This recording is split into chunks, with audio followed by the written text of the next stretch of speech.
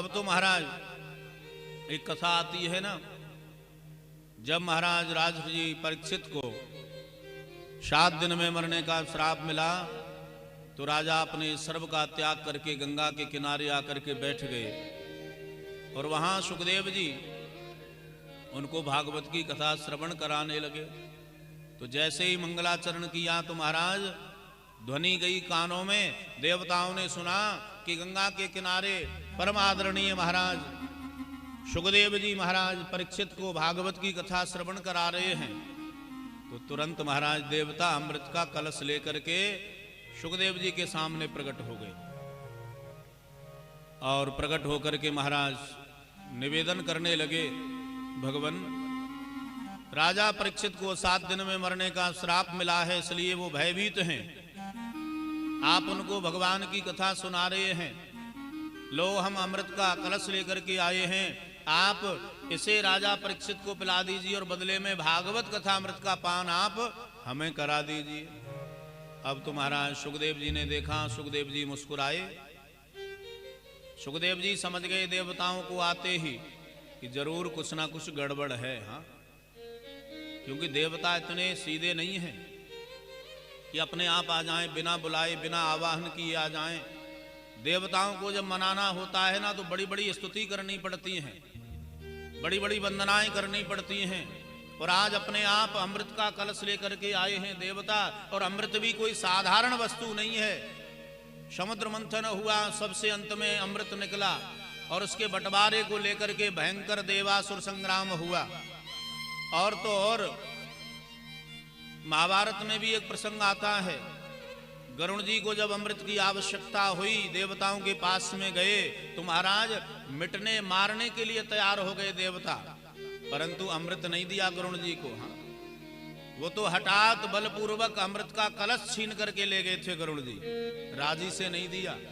और यहां देवता अपने आप बिना बुलाए बिना आवाहन किए महाराज अमृत का कलश लेकर के आए हैं और आकर के निवेदन करने लगे, बोले अदला बदली कर लीजिए। तो प्रपास्यामो वयम सर्वे श्रीमद् भागवतामृतम। आज महाराज सुखदेव जी मन में मुस्कुराए, अरे देवताओं, मैं तो तुम्हें आते ही समझ गया था कुछ ना कुछ गड़बड़ है, और तुम तो महाराज प्रपास्यामो वयम सर्वे, यदि तुम पिपासु बन करके आते, भावुक बन करके आते, यदि तुम रसिक बन करके आते तो मैं तुम्हें जरूर पिलाता, परंतु आप तो सौदागर बन करके आए हो, आप तो अदला बदली करने आए हो, तो इसलिए जाओ, मैं आपको भागवत का पान नहीं कराऊंगा। क्यों?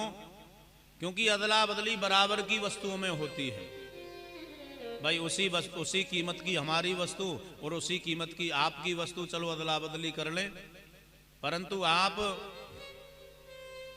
भगवान की कथा से अदला बदली करने आए हो। बोले किससे? बोले स्वर्ग के अमृत से। क्व सुधा क्व कथा लोके क्व काच क्व मणिर महान।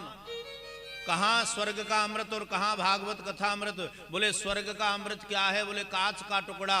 और भागवत कथा अमृत क्या है? बोले मणि है। आप विचार करें कीमत किसकी ज्यादा होगी बाजार में? बोलो राधे राधे। हाँ, कांच के टुकड़े की ज्यादा होगी कि मणि की ज्यादा होगी? बोलो। हाँ, अब तो महाराज मणि की ज्यादा होगी। और जब महाराज ऐसा देखा तो मना कर दिया, प्रपास्यामो वयम सर्वे श्रीमद् भागवतामृतम ब्रह्मरातो विचार्यवम तदा देवाज्जहासा। भगा दिया, जाओ यहां से। अब तो महाराज क्यों भगाया? विचार करें, क्योंकि भगवान की कथा के ऊपर अधिकार किसका होता है? किसी व्यापारी का अधिकार नहीं है, किसी धनाढ्य का अधिकार इसके ऊपर नहीं है।